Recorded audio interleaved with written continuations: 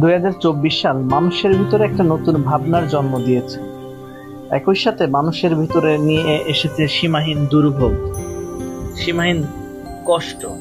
কেননা 2024 সালের শেষ নাগাদ আমরা দেখতে পারলাম যে প্রাকৃতিক বিপর্যয়ে বাংলাদেশের বেশিরভাগ অঞ্চল বন্যা নিমজ্জিত হয়েছে।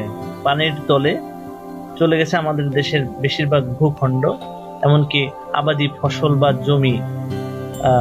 তার ফলে আমাদের চরম খাদ্য সংকটের সাথে আমরা নানান পুষ্টিহীনতার মধ্য দিয়ে হয়তো আমাদের আরো দীর্ঘ সময় অতিক্রম করতে হবে।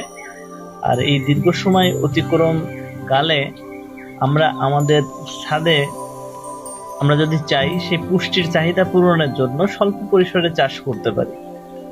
সাধারণত ছাদটা আমরা ফেলে রাখি, তো ফেলে রেখে হয়তো ছাদে একটা পরিপাটি দেখা যাবে, কিন্তু আপনি যদি সুন্দর পরিপাটি ভাবে কৃষি কাজ করতে পারেন তাহলে ছাদের সৌন্দর্যটা আরো বহুগুণ বৃদ্ধি পাবে এবং একই সাথে আপনার পুষ্টির চাহিদাটা পূরণ হবে।